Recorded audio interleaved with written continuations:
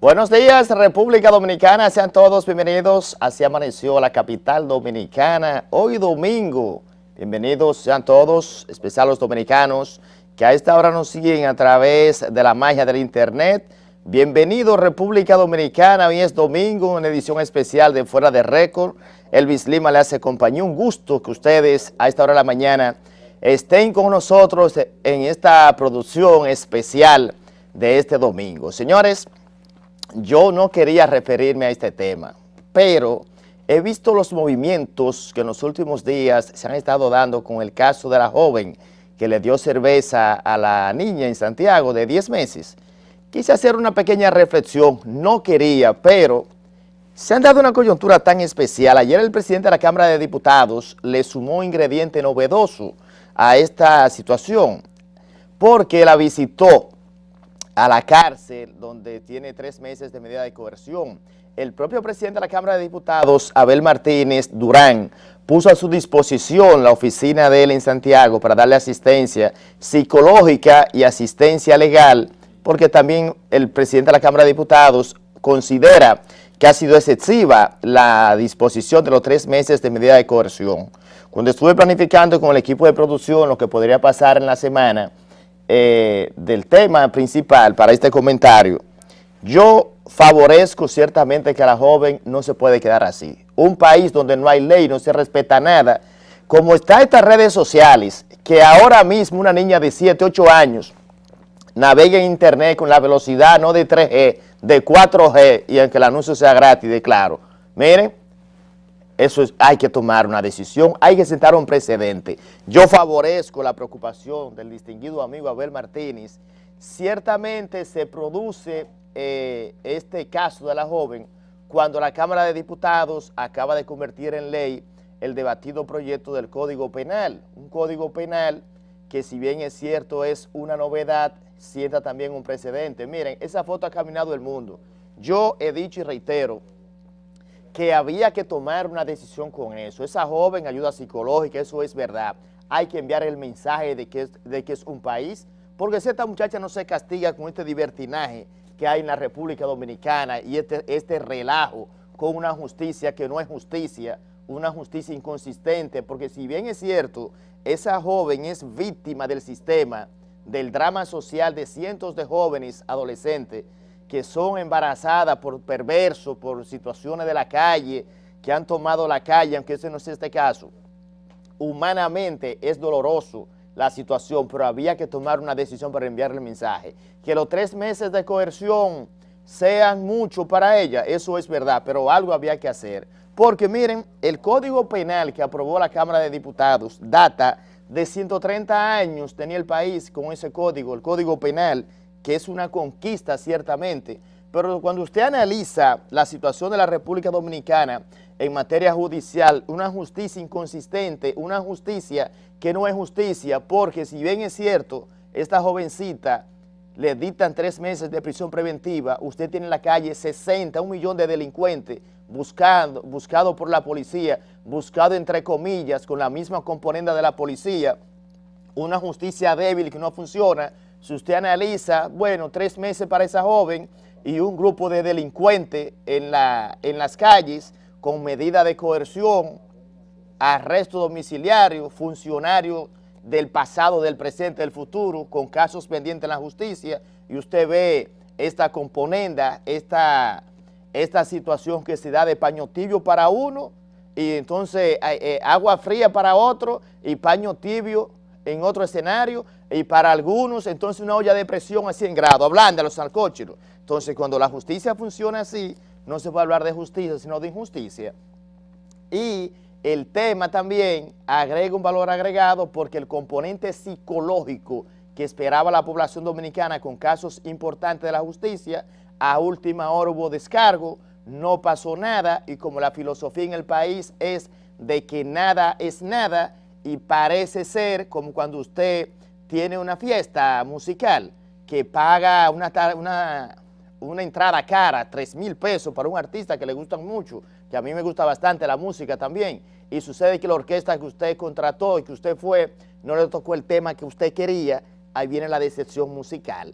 Si hacemos ese paralelismo y traducimos eso a la justicia, usted sabe de qué yo me refiero, ¿verdad? Usted sabe, ustedes son bastante inteligentes. Entonces, en un país donde la justicia funciona a 160 kilómetros por hora para un sector y a 5 kilómetros por hora para otro, se llama injusticia. Y cuando los pueblos ven injusticia, deja un sabor que se llama eso retama. Decimos los sureños que la retama es sumamente amarga.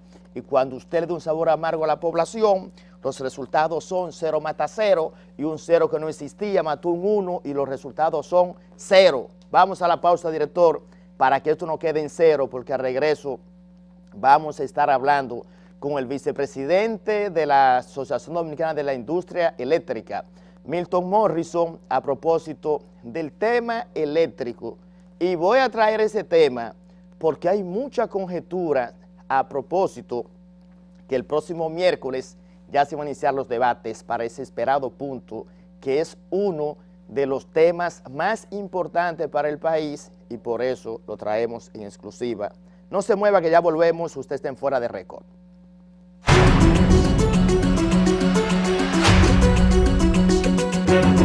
Quiero aprovechar este momento para hacerle un llamado al público en general, en especial a la clase política. A la hora de usted imprimir vallas, bajantes, afiches, rotulación, revistas, brochures, volantes y más, visite U-Color, impresión digital, en Isabel la Católica número 364, en la zona colonial. Sus teléfonos 809-688-9518 y 809-333-5775. Sucursales en Los Prados y Nueva York, para que los dirigentes de allá resuelvan ese problema desde aquí. U-Color.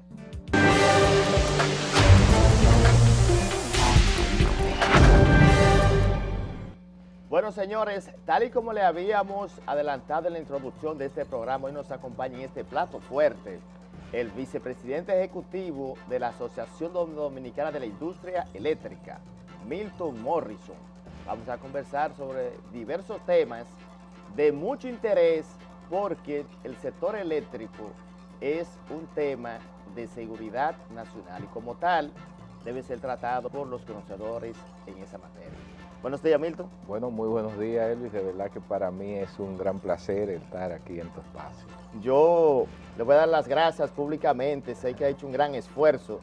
Estaba en la lista de los primeros invitados de este programa cuando se inició en agosto, pero le tocó la rotación y lo atrapé. No, un placer. Yo sé, para los televidentes va a ser de mucho interés conocer sobre todo su opinión en un momento en que el tema eléctrico se ha convertido en un punto de mucha trascendencia para el país. El pacto como tal es un punto de primer orden. Vi que se ha hecho un protocolo, aunque en ese protocolo del proceso la firma como tal no es de los primeros puntos, es de los últimos. Exacto. Al día de hoy, ¿dónde se encuentra el pacto? Se habla que hay muchos intereses y que eso ha impedido que el pacto haya avanzado. ¿Eso es cierto? Hay muchos intereses. Bueno, realmente el sector eléctrico como tal tiene muchos intereses. Cualquier sector de la vida económica nacional tiene intereses envueltos. Ahora, obviamente, el retraso de la convocatoria para el pacto se había producido precisamente porque el gobierno aún no había emitido el decreto, tal como lo hizo el señor presidente hace algunas semanas, para que se diera inicio a este proceso. O sea, que era una responsabilidad y una prerrogativa del Poder Ejecutivo dar inicio a este proceso en cumplimiento de la Ley de Estrategia Nacional de Desarrollo. Ahora, ¿cuál es el momento en que se encuentra el pacto? Mira, nosotros el viernes pasado estuvimos en un proceso de socialización, el cual el monseñor Agripino Núñez Collado nos invitó para que a los miembros del Consejo Económico y Social, diversos actores del sector eléctrico le presentaran cuál es la visión que tienen sobre la problemática que tenemos actualmente. El próximo miércoles va a ser el acto ya formal de inicio del pacto eléctrico y las cosas marchan bien. Según el cronograma que se ha presentado, para dentro de 6 meses se produzca la firma del mismo y bueno, y nosotros estamos... 6 meses. En 6 meses es el plazo para el cual se ha previsto la firma del pacto eléctrico. Nosotros estamos esperanzados, entendemos que es una oportunidad que nueva vez se da el país para encontrar soluciones sensatas a un problema que nos afecta de manera colectiva y de manera individual, como es el eléctrico. Los principales aportes que tendrá para el país el pacto, a veces se hablan los medios solamente por encima. Bueno, el pacto eléctrico, su importancia, su incidencia. De manera concreta, 5 aspectos que serían vitales en ese pacto. Sí, mira, 5 aspectos vitales para o más podrían ser. Sí, para ese pacto, porque lo primero es que tenemos que entender que el pacto es una mesa para ponerse de acuerdo, una serie de sectores fundamentales de la vida nacional y encontrar soluciones concretas. O sea, tú me preguntas cuáles serían 5 cosas que de cierta importancia que pueden impactar en el mediano y largo plazo, porque no podemos esperar soluciones inmediatas a un problema de décadas. Entonces, en el mediano y largo plazo, ¿cuáles serían esas acciones? Lo primero, yo diría, si nosotros logramos de ese pacto sacar una serie de acciones y proyectos concretos que vayan en la dirección de reducir las pérdidas en la distribución, que en este momento se encuentran alrededor del 3%, si nosotros en un plazo de 5 a 10 años podemos identificar los recursos y reducir esas pérdidas de 33 a 15 o a menos de 15, yo creo que ese es un gran aporte, porque habremos reducido prácticamente 400 millones de dólares de lo que es el déficit o el subsidio, las transferencias que hace el gobierno para el sector eléctrico. Un segundo paso es el tema de la focalización del subsidio a la tarifa. Si nosotros logramos a través de ese pacto poder visualizar de una manera diáfana quiénes son los sectores realmente vulnerables que necesitan la asistencia del Estado para el tema de la tarifa eléctrica y poder llevarlo y reducirlo a esos niveles adecuados, habremos avanzado mucho. Ahí quizás se pueden ahorrar cerca de 200 millones de dólares anuales del subsidio que tenemos. Entonces, es un segundo paso. Un tercer paso es si nosotros podemos visualizar un plan de generación de mínimo costo, en el cual podamos visualizar en el mediano y largo plazo la inserción de una generación cada vez más competitiva con combustibles que nos permitan en un momento determinado transferir costos de generación más competitivos, más bajos. Ese será una gran cosa. Entonces, un tercero, si nosotros a través de ese pacto podemos llegar a un acuerdo de que se cumpla el marco legal y regulatorio, de que la Ley General de Electricidad pueda respetarse tanto por el sector público-privado y todos los actores consumidores de la vida nacional, habremos llevado al sector eléctrico a la legalidad, porque ha estado en la ilegalidad desde hace muchos años porque la ley no es respetada y las instituciones que están dentro de lo que es el aparato del sistema eléctrico en muchas ocasiones no pueden o no cumplen su rol y su función.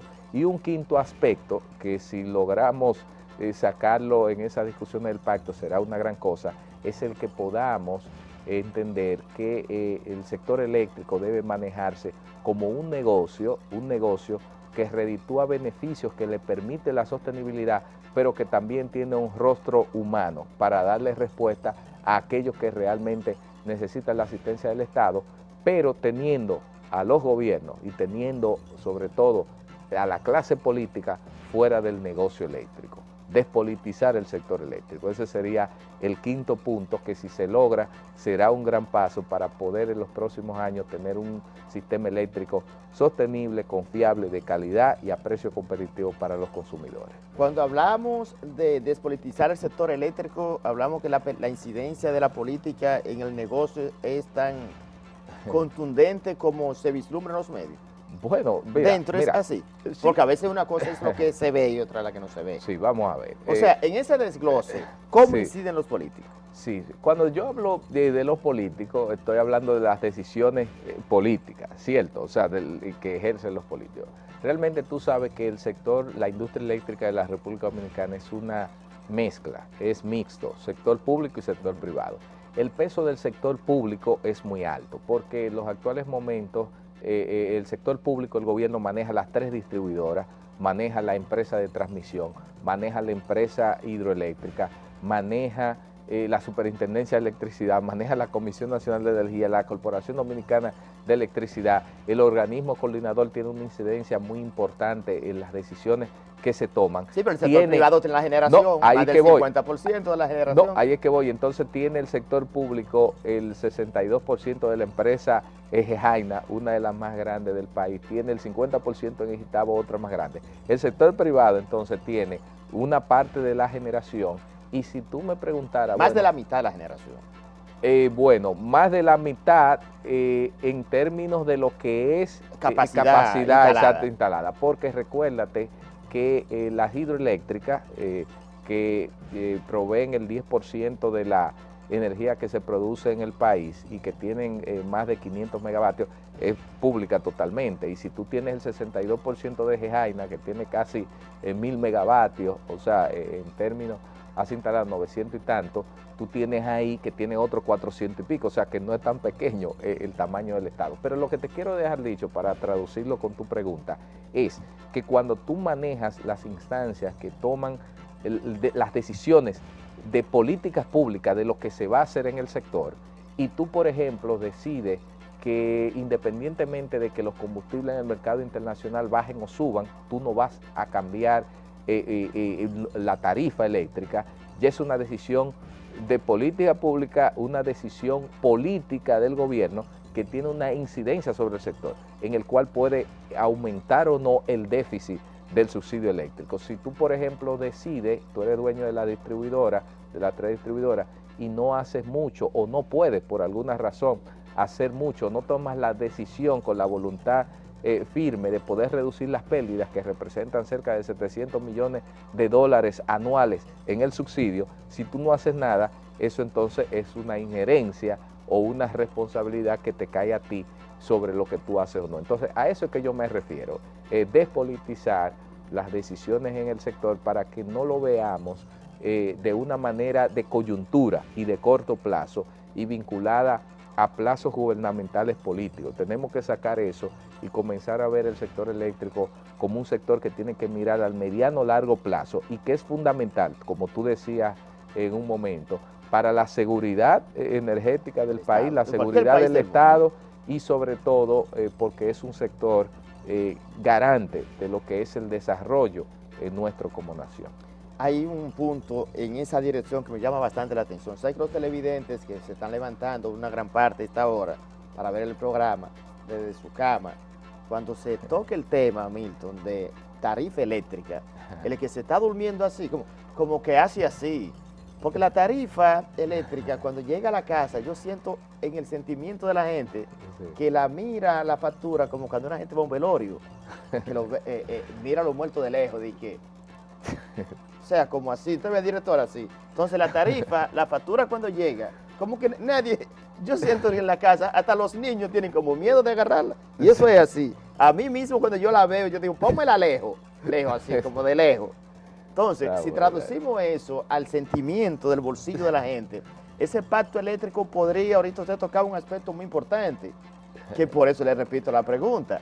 Ese pacto, como se ve bonito, hermoso en el papel, ese protocolo, ropa negra, corbatas preciosas, se cumple ese protocolo como está establecido, el país podría tener un mayor control, una disminución en la tarifa eléctrica. Bueno, si el pacto se cumple, bonito, le repito, precioso, se lleva sobre la mesa firmar en un papel muy bonito, negro, que lo lleva a protocolo, se cumple al pie de la letra.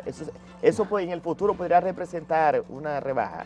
Bueno, mira, tú sabes muy bien que el tema, el problema nuestro como país no es tanto lo que firmamos y lo que acordamos, es lo que ejecutamos.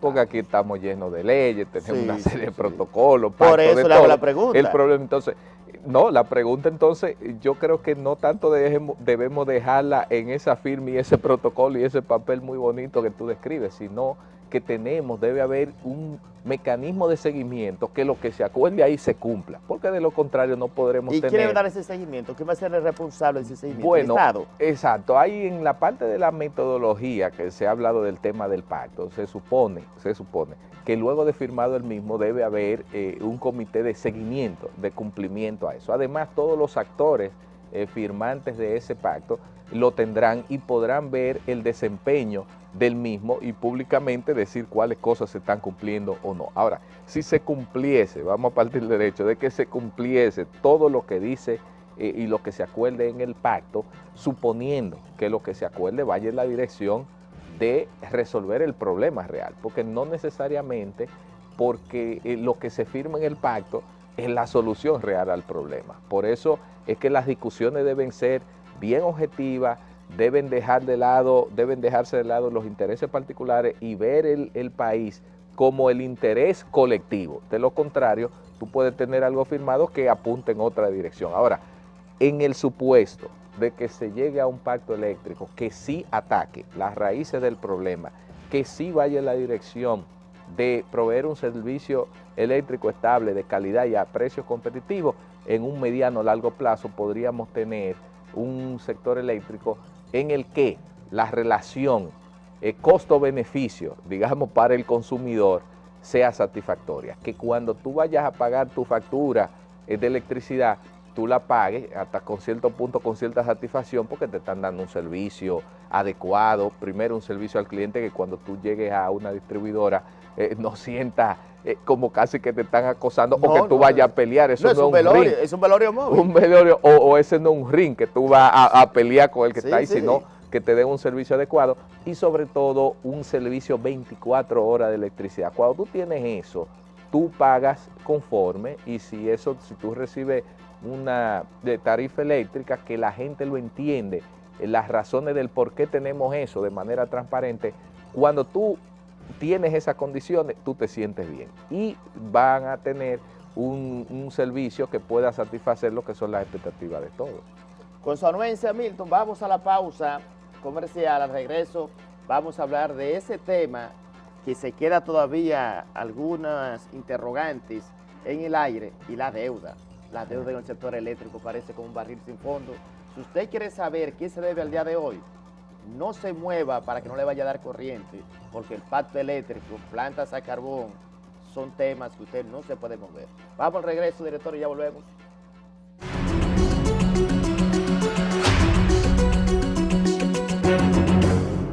Quiero aprovechar este momento para hacerle un llamado al público en general, en especial a la clase política. A la hora de usted imprimir vallas, bajantes, afiches, rotulación, revistas, brochures, volantes y más, visite U-Color, impresión digital, en la Isabel la Católica número 364, en la zona colonial. Sus teléfonos 809-688-9518 y 809-333-5775. Sucursales en Los Prados y Nueva York, para que los dirigentes de allá resuelvan ese problema desde aquí. U-Color.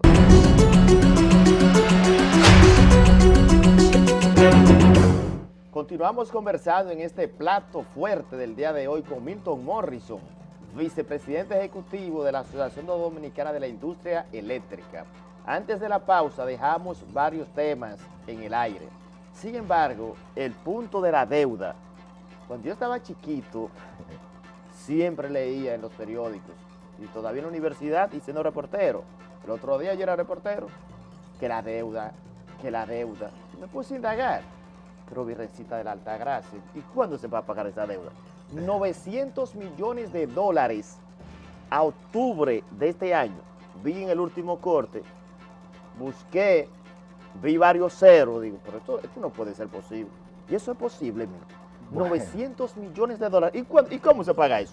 Bueno, realmente a lo que tú te refieres, para orientar un poco a los televidentes, es el tema de la deuda que tiene el gobierno a través de las distribuidoras con las empresas generadoras. Lamentablemente, tal como tú dices, pregunta, ¿cuándo se va a pagar eso? Eso es una realidad que el pacto eléctrico debe también tomar en cuenta el tema ese de la deuda. ¿Por qué se origina esa deuda? Lo que pasa es que las empresas distribuidoras no logran cobrar el 100% de la energía que se consume. Entonces, cuando tú tienes, yo hablaba Energía ahorita, servida. energía servida, exacto.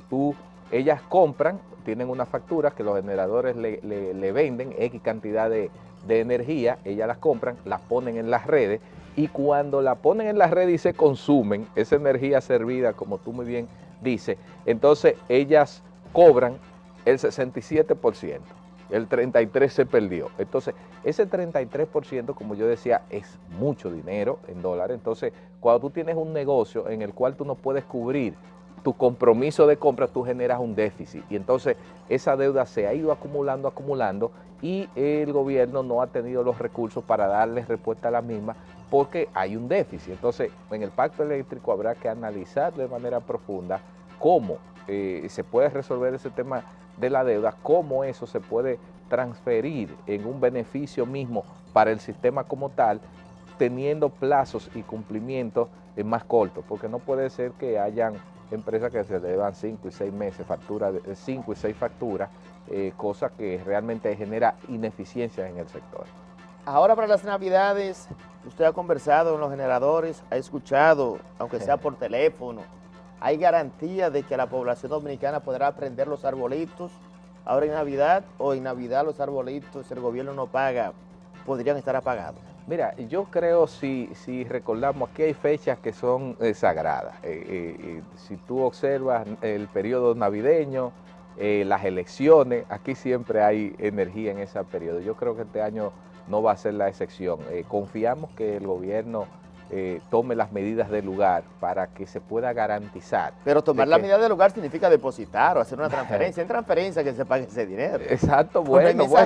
¿Y qué mensajero lleva eso? ¿No hay forma? Bueno, eso, tú sabes, son transferencias de banco, un protocolo, pero sí, yo creo que eso es un tema de preocupación, y sobre todo se están dando los pasos de acuerdo a lo que nos han dicho las autoridades gubernamentales. Así que, Elvis, yo creo que vamos a tener la energía y la iluminación suficiente para los arbolitos en Navidad. Siempre le hago la pregunta porque sé que el televidente, me gusta a veces ponerme en sintonía con lo que quiere la gente, claro. Pero esa demanda, por ejemplo, como tal, a veces la gente se pregunta, bueno, si me están dando mucha luz en diciembre, en enero también un rompecabezas. Ya. Porque vemos entonces las protestas que me están cobrando de más. En sí los medidores son reales. Porque yo le hago la pregunta porque yo sé que el televidente y la gente en sus hogares son temas que inciden directamente con el televidente. Claro. Y con el ciudadano como tal. Y esa es una pregunta interesante que me das la oportunidad. Están engañando con mi contador. No, mira, hay que verlo. Vamos a hacer un ejercicio objetivo. Mira, si usted en su hogar recibe en promedio, digamos, 18, 20 horas de luz, o sea, que le dan 4 horas de apagones o 6 horas de apagones diarios.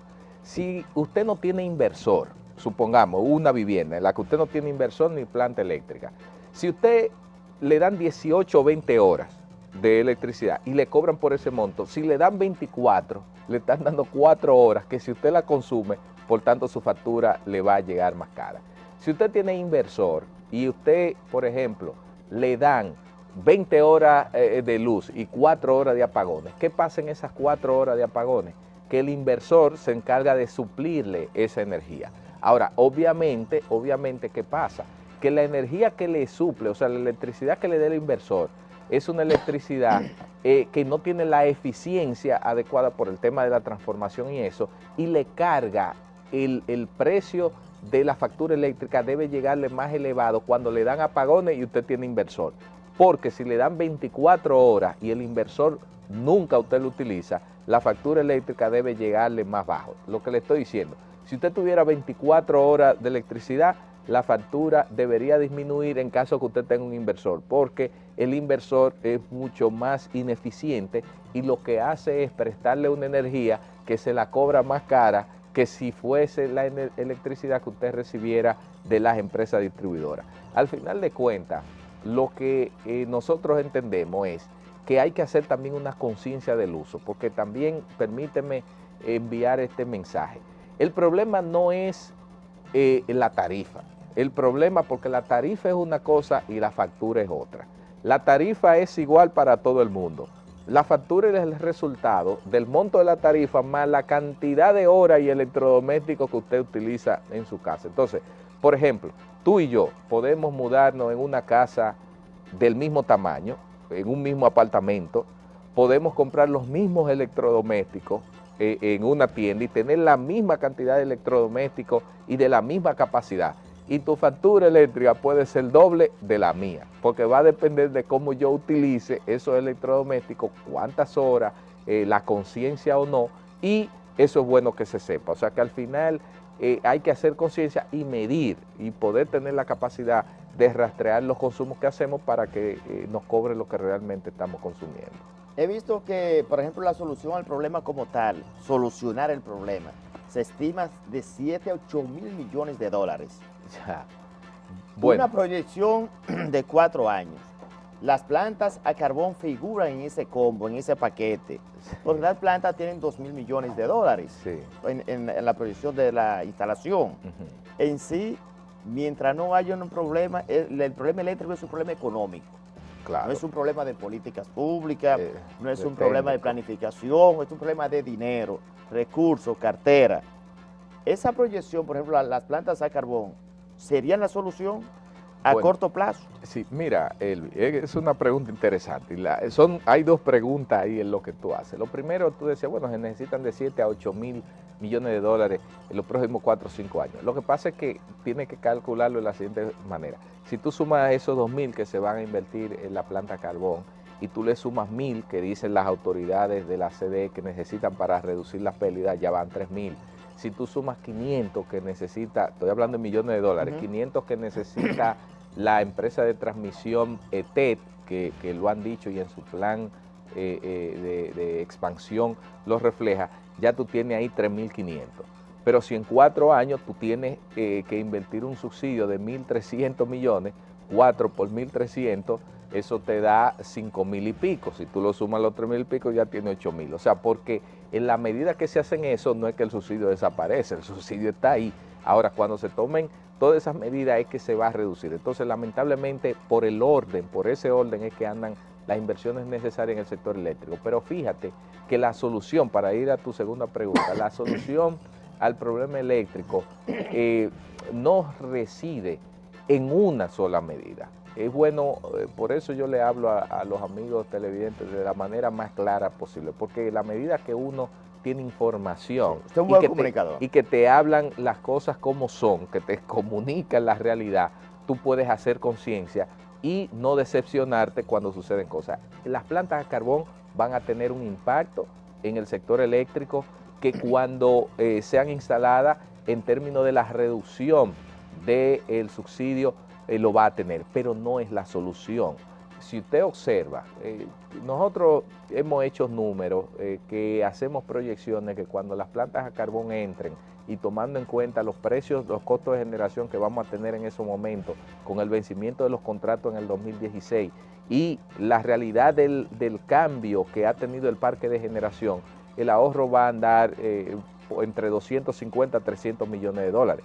El subsidio son 1.300. Si usted le quita 1.300, quedan 1.000 millones. Por tanto, ¿qué demuestra eso? Por un asunto de sentido común, que la solución al problema eléctrico no es la planta a carbón. No. Si usted toma, no, es parte digamos, de lo positivo que puede impactar. Es una pata de la mesa. Es una parte de la mesa, porque si tú tomas entonces los números, tú muy bien sabes como comunicador y bien informado del sector, la misma CDE ha dicho que el impacto de la planta de carbón son 500 millones de dólares. Bueno, si tú a 1.300 le quitas 500, te quedan 800.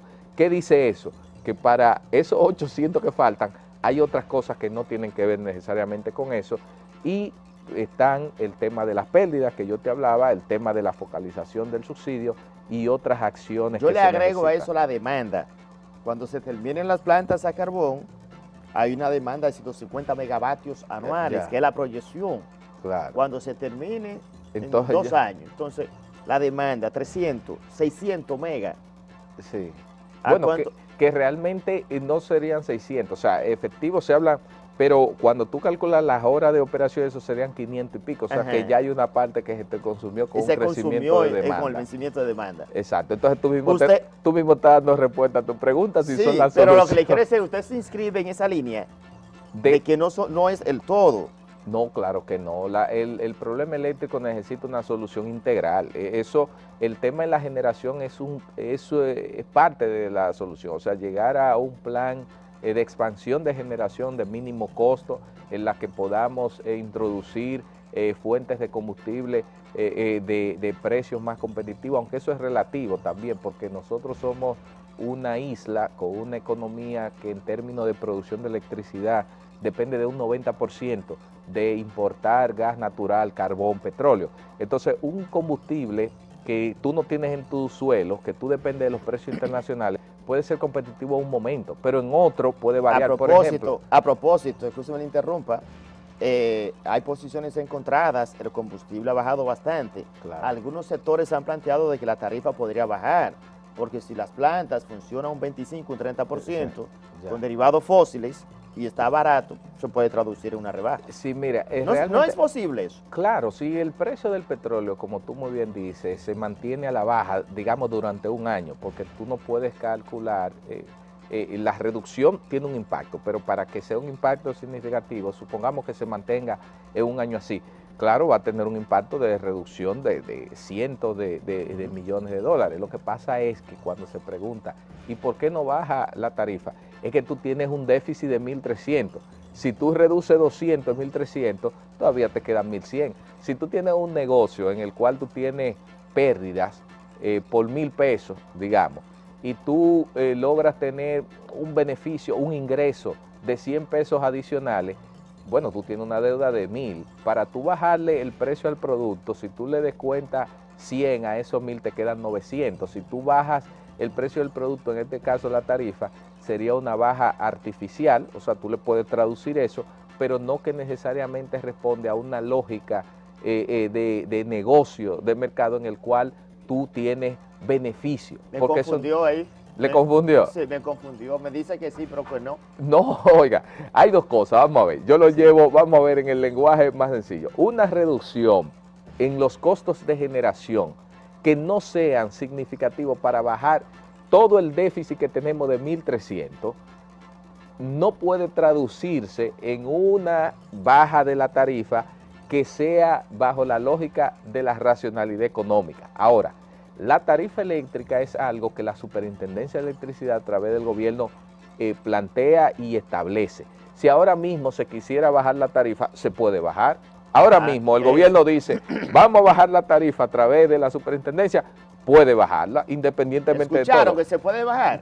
Sí, pero ¿a qué costo? Se puede bajar, pero ¿a qué costo? A un incremento del subsidio que tenemos actualmente. Ah, pues usted la está condicionando. No, porque la realidad es la realidad. Porque lo que tú bajas en una parte, te tiene que incrementar por otra. Pero ahora mismo, el que está viendo este programa, cuando usted dijo así, de la emoción con el control, brincó para arriba de la cama, casi choca en el techo y cuando cae, mire, ahora esa otra pregunta, esa respuesta suya condicionándola, casi rompe el control. Míralo ahí, no la van a bajar. No, Lima, lo que pasa es que tenemos que hablar las cosas como son para que la gente no tenga una frustración. Yo me pongo en lugar del televidente. Pero mira, ahora mismo el camarógrafo casi hizo así, y sentí que la cámara se movió, no fue la tierra que tembló, fue que de la emoción el camarógrafo hizo así. Ahí sí la van a bajar, ya estaba pensando en eso. Pero tú sabías que la tarifa que tenemos actualmente que pagamos está subsidiada ya. Sí. O sea que no es una tarifa que refleja los costos reales del sistema. Pero si sigue bajando el petróleo, ¿se puede bajar algo? Bueno,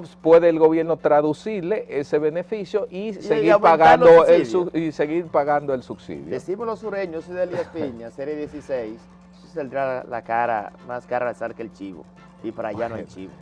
Bueno, se queda bien sal. Esa es la realidad. Bueno, Milton, se nos terminó el tiempo, señores. Este plato fuerte este domingo. Agradecemos a Milton Morrison, vicepresidente ejecutivo de la Asociación Dominicana de la Industria Eléctrica, que tiene esta panorámica, esta cátedra eléctrica, hoy domingo en la mañana. Milton. Bueno, gracias, un placer y gracias por la invitación. Continúen ustedes con el contenido de Fuera de Récord, aún falta mucho más.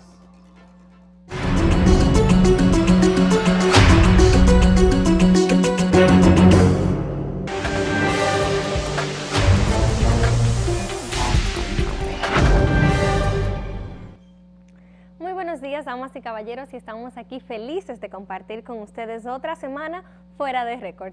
Hoy vamos a hablar sobre un tema que me abordan bastante mis amigos y compañeros de trabajo, y es que me preguntan: Diandra, ¿cómo puedo ahorrar? Enséñame a ahorrar. Y la verdad es que es un poco difícil tener un plan general que se aplique a todo el mundo, ya que sus ahorros van a depender de su disponibilidad. No es lo mismo el consejo que yo aplico para mí que el consejo que podría aplicar para usted, ya que nuestras situaciones financieras pueden ser diferentes. Sin embargo, investigando y tratando de buscar pues el mejor plan para ayudarlo a usted a ahorrar, así como muestra nuestra imagen el día de hoy, es que hemos encontrado los errores más comunes que cometen las personas cuando intentan ahorrar, porque muchas veces ni siquiera llegan a ahorrar. Y es que lo primero, siempre lo he dicho y vuelvo y lo repito, es que usted debe tener un plan, y ese plan en finanzas se llama presupuesto. Usted debe saber cuáles son sus ingresos, cuáles son sus gastos fijos y cuál es el monto que usted tiene disponible para entonces adecuarlo y ahorrarlo mensualmente, ya sea cada 2 meses, y así usted se propone una meta para cumplirla. Segundo, las personas que no calculan un presupuesto son las que son más propensas, obviamente, a no poder ahorrar porque nunca les sobra dinero por la mala organización. También muchas veces cuando no tienen un presupuesto también ahorran muy poco y se sienten desmotivados porque sienten que luego de 3 o 4 meses no ven una suma de dinero razonable y entonces se desencantan y se olvidan del ahorro. Que ya cambiando el tema de los ahorros, nos vamos a ir un poco ya con el tema que nos encanta a las mujeres, y es el estilismo y la belleza, y es que mis aretes son de Kebana Joyas. La pueden seguir en Instagram y hacer sus pedidos. Ahora en la época de Navidad tengo estos aretes preciosos, y también tengo esta pulserita que me han regalado y que encargué como una docena para regalar a todas mis amigas ahora en Navidad. Es un regalo perfecto, es un regalo económico y un regalo duradero, así que recuerden que van a Joyas para sus accesorios de estas Navidades. Nos vemos la próxima semana en otro programa Fuera de Récord.